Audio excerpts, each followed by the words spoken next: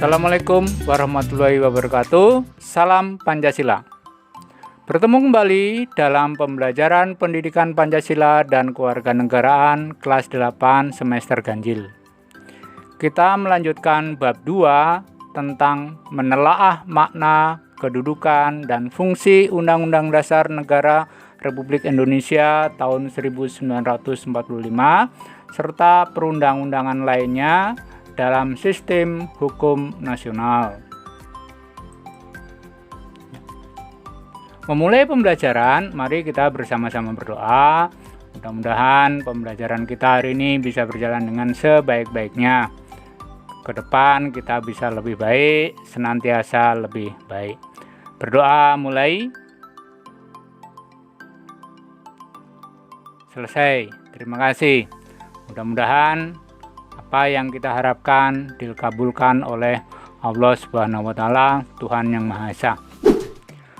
Tujuan pembelajaran kita hari ini adalah pertama, menghargai makna, kedudukan, dan fungsi Undang-Undang Dasar Negara Republik Indonesia tahun 1945 sebagai bentuk sikap beriman dan bertakwa.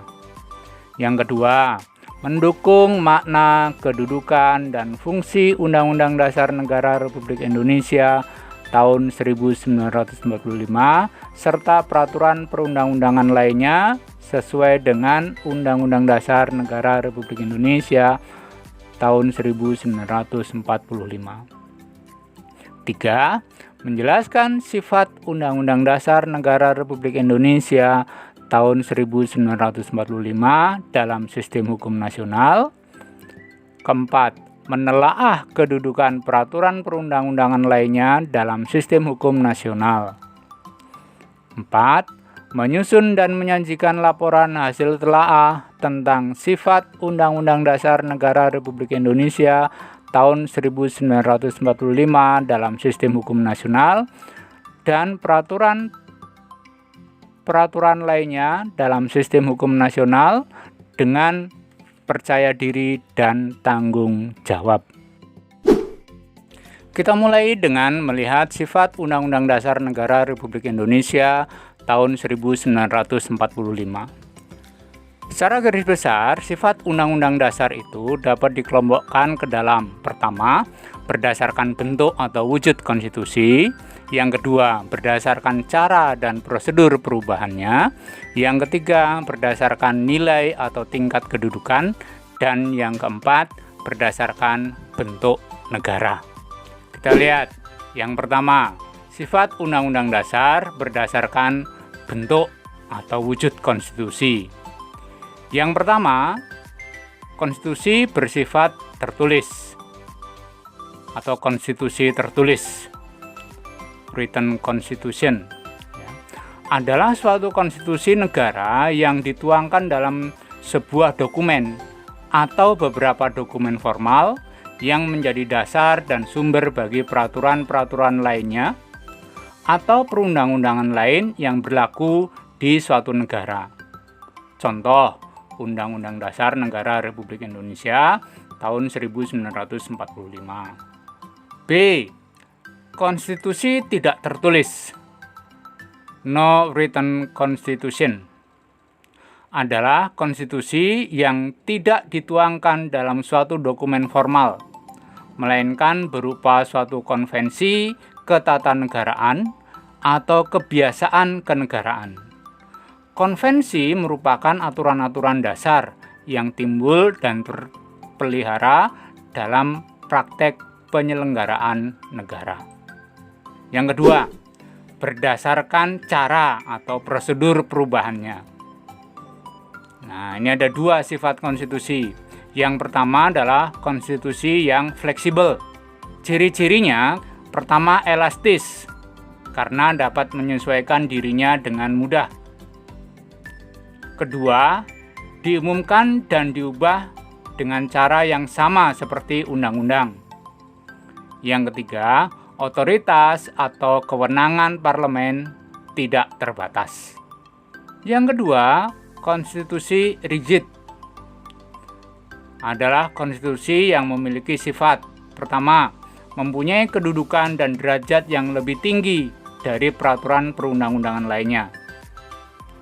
2. Hanya dapat diubah dengan cara yang khusus atau istimewa atau dengan persyaratan yang berat. 3. Berdasarkan nilai atau tingkat kedudukan. Nah, konstitusi ini pertama, konstitusi berderajat tinggi, yaitu konstitusi yang mempunyai kedudukan tertinggi dalam negara. Jika dilihat dari segala bentuknya, konstitusi ini berada di atas peraturan perundang-undangan lainnya. Demikian juga untuk mengubahnya lebih berat dibanding dengan yang lain. Maksudnya undang-undang tadi itu. B. Konstitusi bukan berderajat tinggi, yaitu konstitusi yang tidak mempunyai kedudukan serta derajat seperti konstitusi derajat tinggi. Persyaratan yang diperlukan untuk mengubah konstitusi ini sama dengan persyaratan untuk mengubah peraturan perundang-undangan lainnya seperti undang-undang. 4. Berdasarkan bentuk negara. Sifat konstitusi ini juga ada 2. Yang pertama, konstitusi serikat atau federal, yaitu konstitusi yang digunakan pada negara serikat, di mana terdapat pembagian kekuasaan antara pemerintah negara serikat dengan pemerintah negara bagian yang diatur dalam konstitusi. Setiap negara bagian diberi hak untuk memiliki konstitusi. Contoh, United States of America. B. Konstitusi kesatuan, yaitu konstitusi yang digunakan pada negara kesatuan di mana tidak dijumpai pembagian kekuasaan seperti pada negara federal. Pada negara kesatuan, konstitusi hanya ada satu sebagai tertib hukum positif tertinggi dalam negara. Contoh, Negara Kesatuan Republik Indonesia. Nah, dengan memperhatikan sifat-sifat tersebut, kita dapat menentukan sifat Undang-Undang Dasar Negara Republik Indonesia.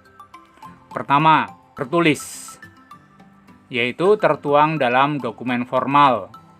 Rumusannya jelas, merupakan suatu hukum yang mengikat pemerintah sebagai penyelenggara negara maupun mengikat bagi setiap warga negara.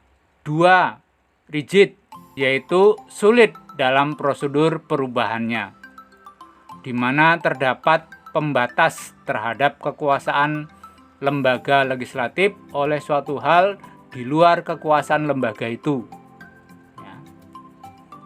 Prosedur perubahan Undang-Undang Dasar 45 itu diatur dalam pasal 37 Undang-Undang Dasar 45. Yang ketiga, berderajat tinggi atau tertib hukum tertinggi di Indonesia. Undang-Undang Dasar Negara Republik Indonesia tahun 1945 menjadi hukum positif tertinggi di Indonesia yang menjadi dasar dan sumber untuk mengatur segala aspek kehidupan bernegara, yang akan lebih lanjut diatur dalam peraturan perundang-undangan lain yang berada di bawah Undang-Undang Dasar Negara Republik Indonesia tahun 1945. 4. Bersifat singkat dan supel. Undang-Undang Dasar Negara Kesatuan Republik Indonesia tahun 1945 bersifat singkat dan hanya memuat aturan-aturan pokok saja. Bersifat supel karena didasarkan pada kenyataan bahwa Undang-Undang Dasar tidak ketinggalan zaman.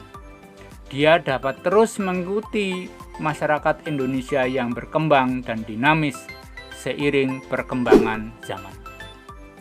Kedudukan peraturan perundang-undangan lain yang berada di bawah Undang-Undang Dasar Negara Republik Indonesia tahun 1945. Dalam sistem hukum nasional, norma-norma hukum yang berlaku berada dalam sistem yang berlapis-lapis dan berjenjang-jenjang sekaligus berkelompok-kelompok, di mana suatu norma yang lebih tinggi ada norma yang lebih tinggi lagi. Demikian seterusnya sampai pada suatu norma dasar negara. Nah, peraturan perundang-undangan yang berada di bawah Undang-Undang Dasar Negara Republik Indonesia tahun 1945 harus bersumber dan berdasar pada Undang-Undang Dasar Negara Republik Indonesia tahun 1945, baik dari aspek prosedurnya maupun dalam hal materi muatan yang tidak boleh bertentangan dengan materi muatan Undang-Undang Dasar Negara Republik Indonesia tahun 1945.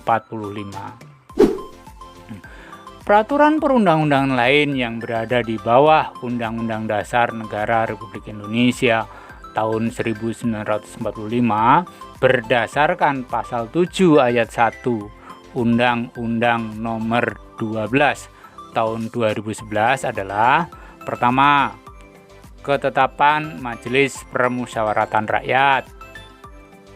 2. Undang-undang peraturan pemerintah pengganti undang-undang. Jadi undang-undang dan perpu setara, ya. Yang ketiga, peraturan pemerintah. 4. Peraturan presiden. 5. Peraturan kepala daerah provinsi atau peraturan daerah provinsi, Perdaprov, ya.